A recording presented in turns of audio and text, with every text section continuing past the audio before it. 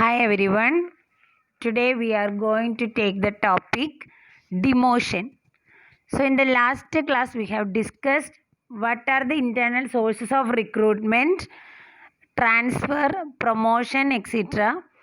And one of the internal source in the last classിൽ നമ്മൾ പറഞ്ഞത് എന്താണ് promotion, what are the objectives of promotion, then what are the types of promotion ആണ്. ഇനി അതിൻ്റെ ഒരു third ആണ്, ട്രാൻസ്ഫർ കഴിഞ്ഞു പ്രൊമോഷൻ കഴിഞ്ഞു. The third one is demotion. So first, what is the meaning of demotion? Demotion is just reverse of promotion. എന്താണ് പ്രൊമോഷനിൽ നമ്മൾ പറഞ്ഞത്?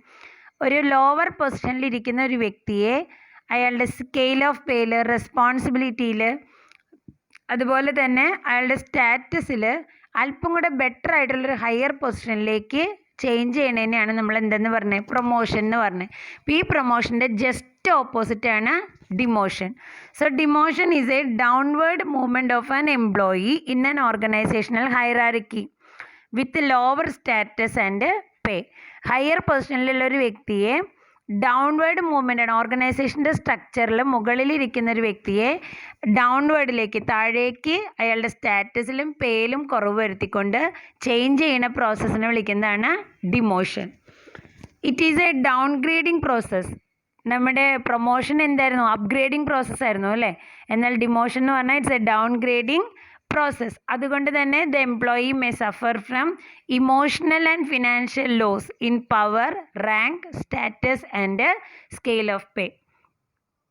ആ എംപ്ലോയിക്ക് അതുകൊണ്ട് തന്നെ നമ്മുടെ ഹയർ ലെവലിലിരുന്ന വ്യക്തി പെട്ടെന്ന് ലോവർ ലെവലിലേക്ക് വരികയെന്ന് പറഞ്ഞാൽ ഇമോഷണൽ സ്ട്രെയിൻ ഉണ്ടാവും അയാൾക്ക് അല്ലേ? ഇമോഷണലി അയാൾക്ക് ഒരു ലോസ് ഉണ്ടാവും, അതോടൊപ്പം തന്നെ ഫിനാൻഷ്യൽ ലോസും ഉണ്ടാവും. അയാൾക്ക് സ്കെയിൽ ഓഫ് പേയിലും നല്ലൊരു ചേഞ്ച് ഉണ്ടാകും.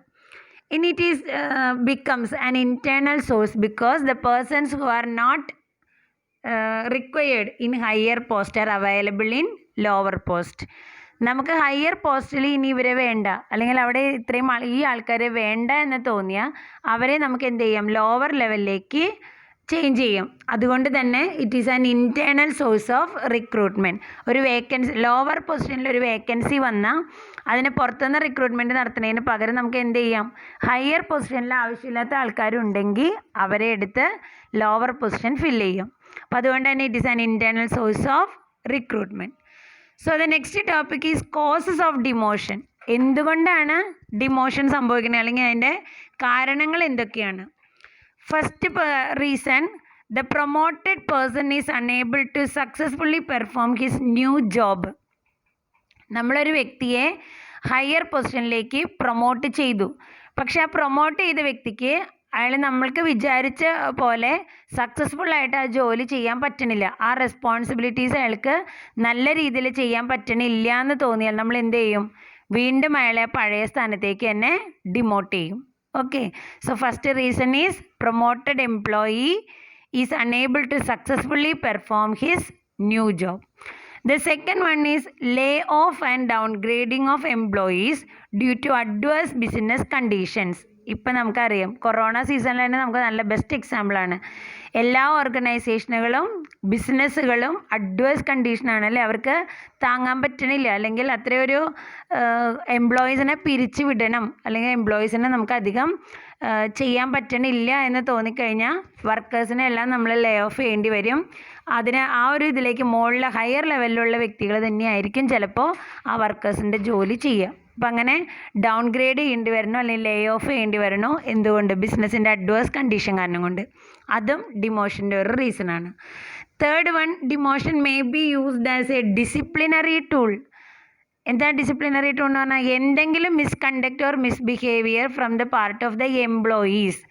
എംപ്ലോയീസിൻ്റെ ഹയർ ലെവലിൽ ഹയർ റെസ്പോൺസിബിലിറ്റിയിൽ ഇരിക്കുന്ന ഒരു വ്യക്തി ഒന്നുകിൽ ആ റെസ്പോൺസിബിലിറ്റിക്ക് നെഗ്ലിജൻസ് കാണിക്കുക, അല്ലെങ്കിൽ അയാൾ വിചാരിച്ച മാതിരി എന്തെങ്കിലും ഒരു മിസ്കണ്ടക്ട് അദ്ദേഹത്തിൻ്റെ ഭാഗത്തു നിന്ന് ഉണ്ടായാൽ അതിനുള്ളൊരു ഡിസിപ്ലിനറി ആക്ഷൻ എന്നുള്ള രീതിയിൽ സസ്പെൻഷനോ ഡിസ്മിസലൊക്കെ കൊടുക്കുന്നതിന് പകരം നമുക്ക് എന്ത് ചെയ്യാം? അയാളെ ഡിമോട്ട് ചെയ്യാം.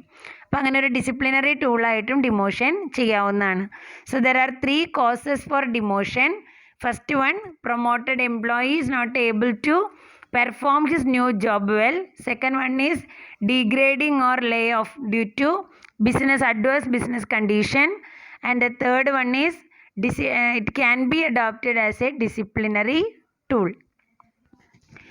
The next important topic is types of demotion. Demotion എങ്ങനെയൊക്കെ നമുക്ക് കണ്ടക്ട് ചെയ്യാം.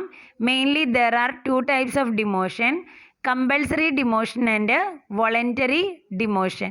പേരിൽ നിന്ന് തന്നെ അറിയാം അല്ലേ. കമ്പൽസറി എന്ന് പറഞ്ഞു കഴിഞ്ഞാൽ the business is compelled to force to do demotion. എന്തൊക്കെയോ റീസൺ കൊണ്ട് നമ്മുടെ ഓർഗനൈസേഷൻ ഡിമോഷൻ നടത്താൻ ഫോഴ്സ്ഡ് ആവാണ്. ദെൻ വോളണ്ടറി ഡിമോഷൻ എന്ന് പറയുമ്പോൾ on the request of the എംപ്ലോയിയുടെ തന്നെ റിക്വസ്റ്റ് മുഖേന ഡിമോഷൻ നടത്തുന്നതിനെയാണ് വോളണ്ടറി എന്ന് പറഞ്ഞത്. അപ്പോൾ നമുക്ക് കമ്പൽസറി എന്താ നോക്കാം. Compulsory demotion involves lowering of job title, authority, status or salary of an employee as a disciplinary tool or due to adverse business condition by the organisation. ഒന്നുകിൽ നമ്മുടെ ബിസിനസ്സിൻ്റെ കണ്ടീഷൻ മോശമായതുകൊണ്ടാവാം. ഇപ്പോൾ നമ്മുടെ കൊറോണ സീസൺ വന്നപ്പോൾ ഉള്ള അങ്ങനത്തെ ഒരു ക്രൈസിസ് വന്നതുകൊണ്ടാവാം. അല്ലെങ്കിലോ ഒരു മിസ്കണ്ടക്ട് ചെയ്ത എംപ്ലോയിക്കുള്ളൊരു ഡിസിപ്ലിനറി ടൂളായിട്ടും ആവാം. അങ്ങനെ ഒരു വ്യക്തിയുടെ സ്റ്റാറ്റസിൽ, സാലറിയിൽ, അതോറിറ്റിയിൽ, ജോബ് ടൈറ്റിലിൽ വ്യത്യാസം വരുത്തുന്നതിനെയാണ്, ലോവറിങ് വരുത്തുന്നതിനെയാണ് നമ്മൾ കമ്പൽസറി ഡിമോഷൻ എന്ന് പറയുന്നത്. ഇനി വോളണ്ടറി ഡിമോഷൻ എന്ന് പറഞ്ഞാൽ if an employee request the organisation to lower his work load. എന്തിനു വേണ്ടിയിട്ടാണ്? So that he can manage his personal life. It is the case of voluntary demotion. ഒരുപാട് responsibility higher ലെവലിൽ ഇരിക്കുന്ന ഒരു വ്യക്തി, അദ്ദേഹത്തിന് റെസ്പോൺസിബിലിറ്റീസ് കൂടുതലാണ്, അതുകൊണ്ട് ഫാമിലി ലൈഫ് പ്രോപ്പറായിട്ട് മാനേജ് ചെയ്യാൻ പറ്റുന്നില്ല എന്ന് തോന്നിയാൽ he may request voluntarily to the organisation to reduce his work load. അയാളുടെ വർക്ക് ലോഡ് കുറച്ച് കൊടുക്കാൻ പറഞ്ഞുകൊണ്ട് ഓർഗനൈസേഷനോട് റിക്വസ്റ്റ് ചെയ്യാം. അങ്ങനെ from the request of the employee the organisation may lower his status and pay. That is called voluntary demotion. Okay, so that's end of the topic demotion. ഇപ്പം എന്താണ് demotion എന്ന് കണ്ടു, ഡിമോഷനുള്ള കാരണങ്ങൾ എന്താണെന്ന് കണ്ടു, എത്ര ടൈപ്പ് ഡിമോഷൻ ഉണ്ടെന്ന് കണ്ടു. ഓക്കെ, ഡൗട്ടൊന്നും ഇല്ല എന്ന് കരുതണു. ഇനി so that is end of the first. ആ ഒരു സെഷൻ കഴിയാണ് നമ്മുടെ ഇൻറ്റേർണൽ സോഴ്സ് ഓഫ് റിക്രൂട്ട്മെൻറ്റ്. എന്തൊക്കെയാണ് കണ്ടേ നമ്മൾ? ട്രാൻസ്ഫർ കണ്ടു, പ്രൊമോഷൻ കണ്ടു, ഡിമോഷൻ കണ്ടു. ജസ്റ്റ് ഒന്ന് കൺക്ലൂഡ് ചെയ്യുകയാണെങ്കിൽ എന്താണ് transfer? Horizontal or lateral change ആണ്. എന്ന് പറഞ്ഞാൽ ഒരേ ലെവലിൽ സാലറിയിൽ ചേഞ്ച് ഇല്ല, ഡെസിഗ്നേഷനിൽ ചേഞ്ച് ഇല്ല, ജോബ് നേച്ചറിൽ ചേഞ്ച് ഇല്ല, പിന്നെന്താ റെസ്പോൺസിബിലിറ്റീസിലും ചേഞ്ച് ഇല്ല. അങ്ങനെ ചേഞ്ച് ഇല്ലാത്ത രീതിയിൽ ഒരു എംപ്ലോയിനെ ഒരു ജോലിയിൽ നിന്ന് മറ്റൊരു ജോലിയിലേക്ക് മാറ്റുന്നതിനെയാണ് ട്രാൻസ്ഫർ എന്ന് പറഞ്ഞാൽ. ഇനി പ്രൊമോഷൻ എന്ന് പറയുമ്പോഴോ ലോവർ പൊസിഷനിലിരിക്കുന്ന ഒരു എംപ്ലോയിനെ ഹയർ പൊസിഷനിലേക്ക് ചേഞ്ച് ചെയ്യുന്നതാണ് പ്രൊമോഷൻ. ഹയർ പൊസിഷനിലിരിക്കുന്ന എംപ്ലോയിനെ ലോവർ പൊസിഷനിലേക്ക് ചേഞ്ച് ചെയ്യുന്നതാണ് ഏത്? ഡിമോഷൻ. അപ്പോൾ ഇത്രയാണ് നമ്മൾ ആ ഒരു ഇൻറ്റേർണൽ സോഴ്സ് കണ്ട്. ഇനി ആ ഒരു സെഷനിലുള്ള ലാസ്റ്റ് 2 ടോപ്പിക്ക് കൂടി ഉണ്ട്. ഒന്ന് features of A good transfer policy. ഒരു കമ്പനിയുടെ ട്രാൻസ്ഫർ പോളിസി എന്ന് പറഞ്ഞാൽ ഒരു നല്ല ട്രാൻസ്ഫർ പോളിസിയുടെ എസെൻഷ്യൽസ് എന്തൊക്കെയാണ്, അതിൻ്റെ ഫീച്ചേഴ്സ് എന്തൊക്കെയാണെന്ന് നോക്കാം. First one, transfer policy should be prepared in such a way that it can be understandable, easily followed by every individual in the organization. Transfer policy തീരുമാനിക്കുമ്പോൾ, പ്രിപ്പയർ ചെയ്യുമ്പോൾ ഏറ്റവും നന്നായിട്ട് ശ്രദ്ധിക്കേണ്ട ഒരു കാര്യമാണ് ആ പോളിസി എല്ലാവരാലും ഫോളോ ചെയ്യപ്പെടണം. ആ ഓർഗനൈസേഷനിലെ എല്ലാ ഇൻഡിവിജ്വലിനും മനസ്സിലാകാവുന്നതും ഈസിലി ഫോളോ ചെയ്യാവുന്നതും ആയിരിക്കണം transfer policy. The second one is the transfer policy should clearly mention under what circumstances an employee is transferred. പിന്നെ അതിൽ കൃത്യമായിട്ട് കാണിച്ചിരിക്കുന്നത് എന്ത്, ഏതൊക്കെ സാഹചര്യത്തിലാണ് ഒരു വ്യക്തി ട്രാൻസ്ഫർ ചെയ്യുക, നമ്മളൊരു ഇൻഡിവിജ്വലിനെ ഏതൊക്കെ സർക്കംസ്റ്റാൻസിലാണ് ട്രാൻസ്ഫർ ചെയ്യുക എന്നുള്ളത് അതിൽ കൃത്യമായിട്ട് കാണിച്ചിട്ടുണ്ടാവണം. Third one, transfer policy should also mention the authority in some officers who will be responsible for initiating and implementing transfer. ഏത് വ്യക്തി, ഏത് ഓഫീസറാണ് ഈ ട്രാൻസ്ഫറിന് ഇനീഷ്യേറ്റീവ് എടുക്കുന്നത് അല്ലെങ്കിൽ അതിൻ്റെ കംപ്ലീറ്റ് റെസ്പോൺസിബിലിറ്റി ട്രാൻസ്ഫർ ഇംപ്ലിമെൻ്റ് ചെയ്യാനുള്ള റെസ്പോൺസിബിലിറ്റി ഏത് ഓഫീസറിലാണ് അല്ലെങ്കിൽ ആ അതോറിറ്റി ആർക്കാണ് കൊടുത്തേക്കണേന്നുള്ളതും കൃത്യമായിട്ട് ട്രാൻസ്ഫർ പോളിസിയിൽ മെൻഷൻ ചെയ്യണം. Fourth one is it should be in writing and be made known to all employees of the organisation. Transfer policy എഴുതിയതായിരിക്കണം, ഇൻ റൈറ്റിംഗ് ആയിരിക്കണം, ആ ഓർഗനൈസേഷനിലെ എല്ലാ എംപ്ലോയീസിനും അത് അറിയുകയും ഉണ്ടാവണം. അടുത്തത് it should clearly state the scale of pay, seniority of transfer, guidelines et cetera. പിന്നെ ട്രാൻസ്ഫറുമായിട്ട് റിലേറ്റ് ചെയ്യുന്ന അതിൻ്റെ സ്കെയിൽ ഓഫ് പേ, എത്രയാണ് സാലറി, സീനിയോറിറ്റി ഓഫ് ട്രാൻസ്ഫർ, എന്ത് നോക്കിയിട്ടാണ് നമ്മൾ ട്രാൻസ്ഫർ നടത്തണേ, ഗൈഡ് ലൈൻസ് അല്ലെങ്കിൽ ആ സീനിയോറിറ്റി എങ്ങനെയാണ്, അതിൻ്റെ പ്രോപ്പർ ഗൈഡ് ലൈൻസ് എന്തൊക്കെയാണ്, അതും ട്രാൻസ്ഫർ പോളിസിയിൽ ഉണ്ടാവണം. The policy should specify the units or areas over which transfer would take place. പിന്നെ എന്താ ഉണ്ടാവണേ, ഏതൊക്കെ യൂണിറ്റിൽ അല്ലെങ്കിൽ ഏതൊക്കെ ഏരിയയിലാണ് ട്രാൻസ്ഫർ നമ്മൾ നടത്തുക, അതും അതിൽ കൃത്യമായിട്ട് കാണിക്കണം. The policy should ensure that transfer should not made frequently and not for the sake of the transfer only. ഇനി ഒരു എംപ്ലോയിനെ ട്രാൻസ്ഫർ ചെയ്യാന്നുള്ള ഉദ്ദേശത്തോടെ മാത്രം ട്രാൻസ്ഫർ നടത്താൻ പാടില്ല എന്ന് പറഞ്ഞാൽ ഫ്രീക്വൻറ്റ് ട്രാൻസ്ഫേഴ്സ് ഒഴിവാക്കണം. ഒരു വ്യക്തിനെ ജോബ് ചെയ്യുന്നിടത്ത് ജോബ് ബിയിലേക്ക് കൊടുത്തു, കുറേ നാൾ കഴിയുമ്പോൾ ബിന്നെടുത്ത് സിയിലേക്ക് കൊടുത്തു, കുറേ നാൾ കഴിയുമ്പോൾ സിന്നെടുത്ത് വീണ്ടും എയിലേക്കാക്കി, അങ്ങനെ ഒരു പ്രോസസ്സ് ഉണ്ടാവരുത്. അത്രയ്ക്ക് ഒഴിവാക്കാൻ പറ്റാത്ത സാഹചര്യങ്ങളിലാണ് ട്രാൻസ്ഫർ നമ്മൾ നടത്തേണ്ടത്. അല്ലാതെ ട്രാൻസ്ഫറിൻ്റെ ഒരു സേക്കിന് വേണ്ടിയിട്ട് മാത്രം നടത്തരുത്. ഒരു ഫ്രീക്വൻറ്റ് ട്രാൻസ്ഫേഴ്സ് ഉണ്ടാവരുത്. ഇത്രയുമാണ് നമ്മളൊരു ഫീച്ചേഴ്സ് ഓഫ് ഗുഡ് ട്രാൻസ്ഫർ പോളിസിയിൽ പറയണത്. ഇനി the last topic of the session, features of A good promotion policy. അപ്പോൾ എന്താ പ്രൊമോഷൻ ഇപ്പോൾ എല്ലാവർക്കും അറിയാം. ഒരു നല്ല പ്രൊമോഷൻ പോളിസിയുടെ ഫീച്ചേഴ്സ് എന്തൊക്കെയാണെന്ന് നോക്കാം. ഫസ്റ്റ് പോയിന്റ്, അതിൽ നിങ്ങൾക്ക് മനസ്സിലാവാത്ത മാത്രമേ വെച്ച് എക്സ്പ്ലെയിൻ ചെയ്യുന്നുള്ളൂ കേട്ടോ, ബാക്കിയൊക്കെ നമുക്ക് പറഞ്ഞിട്ടുള്ളതാണ്, റിപ്പീറ്റിംഗ് ആണ്. It is easily understandable to everyone in the organization. That means the promotion policy prepared by the management should be clearly understandable to each and everyone in the organization. Second one, the promotion policy should mention the number of posts to be filled up through promotion. What all are the vacancies? What are the number of positions should be clearly mentioned. Third one, it should clearly state the basis of promotion. ഇന്നലത്തെ ക്ലാസ്സിൽ miss പറഞ്ഞിരുന്നു, what are the basis for promotion, seniority basis and merit basis അല്ലേ.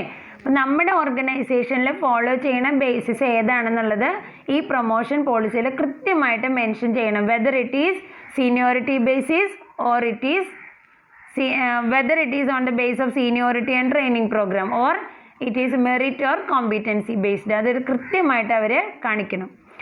Next, there must be direct link between promotion and training programme. പ്രൊമോഷനും training പ്രോഗ്രാമും തമ്മിൽ direct link ഉണ്ടായിരിക്കണം. എന്തിനാണ് direct link ഉണ്ടാവണേ?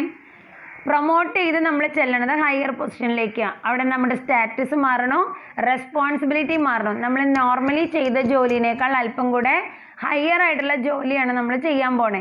അപ്പോൾ ആ ഹയർ ജോബ് ചെയ്യണതിന് നമുക്ക് എന്ത് കിട്ടണം? ട്രെയിനിങ് കിട്ടണം അല്ലേ. അപ്പോൾ ആ ട്രെയിനിങ്ങും പ്രൊമോഷനും പ്രോപ്പർലി ലിങ്ക് ആയിരിക്കണം. Next, scientific method should be followed to promote an employee. Employee's performance, qualification, age, experience, etc. must be considered. ഒരു ഊഹത്തിൻ്റെ പേരിലോ അല്ലെങ്കിൽ ഒരു പാർഷ്യൽ ലൈക്ക് എന്താ പറയുക, ഒരു നമുക്കുള്ള ഇഷ്ടക്കൂടുതൽ കൊണ്ടോ ഒരാളെ നമ്മൾ എന്ത് ചെയ്യാൻ പാടില്ല, പ്രൊമോട്ട് ചെയ്യാൻ പാടില്ല. നമ്മൾക്കുള്ള ഒരു 5-6 വ്യക്തികളിൽ നിന്ന് who is to be promoted, ആരെ പ്രൊമോട്ട് ചെയ്യണം എന്നുള്ളത് വെറുതെ തീരുമാനിച്ചാൽ പോരാ. Scientific method should be followed. കൃത്യമായ മെത്തേഡ്സ് ഫോളോ ചെയ്തിട്ട് വേണം പ്രൊമോഷൻ്റെ ആൾക്കാരെ തീരുമാനിക്കാൻ. കാരണം അവിടെ ഒരു പേഴ്സണൽ ബയസോ ഇഷ്ടക്കൂടുതലോ അതിൽ കാരണമായിട്ട് വരാൻ പാടില്ല. അപ്പോൾ അങ്ങനെ കൺസിഡർ ചെയ്യുമ്പോൾ എംപ്ലോയിയുടെ പെർഫോമൻസ്, അവരുടെ ക്വാളിഫിക്കേഷൻ, ഏജ്, എക്സ്പീരിയൻസ് ഇതെല്ലാം കൺസിഡർ ചെയ്തിട്ടുണ്ടാവണം. Sixth one, the promotion must be given on a probationary basis initially. Promotion എപ്പോഴും കൊടുക്കേണ്ടത് എന്താണ്? ഒരു പ്രൊബേഷണൽ ബേസിലായിരിക്കണം. പ്രൊബേഷണൽ എന്ന് പറഞ്ഞാൽ എന്താ? ഇപ്പോൾ ഫോർ എക്സാമ്പിൾ ആദ്യമായിട്ട് അപ്പോയിൻറ്റ് ചെയ്യേണ്ട വ്യക്തിയെ നമ്മൾ 3 months പ്രൊബേഷനെ വയ്ക്കുക. പ്രൊബേഷൻ വയ്ക്കുമ്പോൾ ആ 3 months നമ്മൾ അയാളെ ഒബ്സർവ് ചെയ്യാണ്, ഈ ഒരു ജോലിയിലേക്ക് ഇയാൾ ആപ്റ്റ് ആണോ. അപ്പോൾ after the probation period if he finds it is suitable ആണെന്ന് തോന്നിയാൽ നമ്മൾ അയാളെ പെർമനൻ്റ് ആയിട്ട് കണ്ടിന്യൂ ചെയ്യിക്കും. ആ പ്രൊബേഷൻ പീരീഡിൽ നമുക്ക് അയാളെ സ്യൂട്ടബിൾ അല്ല എന്ന് തോന്നിയാൽ അയാളെ നമ്മൾ വേണ്ടാന്ന് വെക്കും. അപ്പോൾ അതേപോലെ തുടക്കത്തിൽ പ്രൊമോഷൻ കൊടുക്കേണ്ടത് എങ്ങനെയായിരിക്കണം, പ്രൊബേഷണൽ ബേസിസിലായിരിക്കണം. നമ്മളിപ്പോൾ തന്നെ തൊട്ട് മുൻപ് മിസ് പറഞ്ഞ ക്ലാസ്സിൽ പറഞ്ഞു, ഡിമോഷനുള്ള ഒന്നാമത്തെ കാരണമായിട്ട് പറഞ്ഞാൽ എന്താ, പ്രൊമോട്ടഡ് എംപ്ലോയി അയാളുടെ വർക്ക് നല്ല രീതിയിൽ ചെയ്യാൻ പറ്റിയില്ലെങ്കിൽ ഡിമോട്ട് ചെയ്യുന്നു പറഞ്ഞില്ലേ. അപ്പോൾ അതാണ് ഇവിടെ പറയുന്നത്. അപ്പോൾ പ്രൊബേഷൻ്റെ ബേസിലായിരിക്കും പ്രൊമോഷൻ നടത്തുക. Then next, the promotion policy must be prepared in advance. Promotion നടത്തി കഴിഞ്ഞിട്ട് ഞങ്ങളുടെ തീരുമാനം എങ്ങനെയാണെന്ന് പറയരുത്. പകരം എന്താണ് ഞങ്ങളുടെ പ്രൊമോഷൻ പോളിസി, എന്ത് ബേസിലാണ് ഞങ്ങൾ പ്രൊമോട്ട് ചെയ്യണേ, ഇതെല്ലാം ഇൻ അഡ്വാൻസ് മുൻകൂട്ടി തന്നെ പ്രിപ്പയർ ചെയ്ത് വെച്ചിട്ടുണ്ടാവണം. Next, the promotion must be recommended by superior and final decision should be taken by the top level management. നമ്മുടെ കീഴിൽ വർക്ക് ചെയ്യുന്ന ഒരു വ്യക്തിയെ പ്രൊമോഷന് സാധ്യതയുണ്ട് അല്ലെങ്കിൽ അയാൾ പ്രൊമോഷന് ക്വാളിഫൈഡ് ആണെന്ന് റെക്കമെൻഡ് ചെയ്യേണ്ടത് ആരാണ്, അയാളുടെ ഇമ്മീഡിയറ്റ് സുപ്പീരിയർ. പക്ഷെ അതിൻ്റെ ഫൈനൽ ഡിസിഷൻ, അയാൾ പ്രൊമോട്ട് ചെയ്യണോ വേണ്ടെന്നുള്ള ഫൈനൽ ഡിസിഷൻ എടുക്കുന്നത് ടോപ്പ് ലെവൽ എക്സിക്യൂട്ടീവ് ആയിരിക്കും. Then next one, the promotion policy must provide a provision for the employee an appeal against unjustifiable promotion. ഏതെങ്കിലും എംപ്ലോയിക്ക് പരാതികളുണ്ടെങ്കിൽ നമ്മുടെ കമ്പനി ചെയ്ത പ്രൊമോഷൻ പോളിസി ജസ്റ്റിഫൈഡ് അല്ല അല്ലെങ്കിൽ അൺജസ്റ്റിഫയബിൾ ആണ്, ന്യായത്തിന് വിരുദ്ധമായിട്ടാണ് പ്രൊമോഷൻ നടത്തിയേക്കണേ എന്നുള്ളൊരു പരാതി എംപ്ലോയിക്ക് ഉണ്ടെങ്കിൽ അതിനെതിരെ അപ്പീൽ പോകാനുള്ള ഒരു പ്രൊവിഷൻ ഈ പ്രൊമോഷൻ പോളിസിയിൽ കൊടുത്തിട്ടുണ്ടാകണം. അങ്ങനെ അതായത് നിങ്ങൾക്ക് ഇതിൽ പരാതികളുണ്ടെങ്കിൽ അപ്പീലിന് പോകാം എന്നുള്ളൊരു provision എംപ്ലോയിക്ക് കൊടുത്തിട്ടുണ്ടാകണം. Then the last feature of promotion policy is vacancy should be notified among employees. നമ്മൾ നേരത്തെ ഓപ്പൺ ആൻഡ് ക്ലോസ്ഡ് പ്രൊമോഷൻ പറഞ്ഞു അല്ലേ. അതിൽ ഓപ്പൺ എന്ന് പറഞ്ഞാൽ എന്താ, എത്ര വേക്കൻസി ഉണ്ടെന്ന് നമ്മൾ ക്ലിയർ ആയിട്ട് എല്ലാവരെയും മുന്നിൽ ഡിക്ലെയർ ചെയ്തിട്ടുണ്ട്. ക്ലോസ്ഡ് എന്ന് പറഞ്ഞാൽ നമ്മൾ ആരോടും പറയില്ല.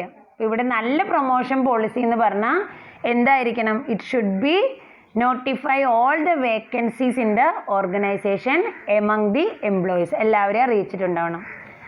So that is the end of our today's session. Go through the notes PPT and if you have any doubt ask me. Okay, thank you very much.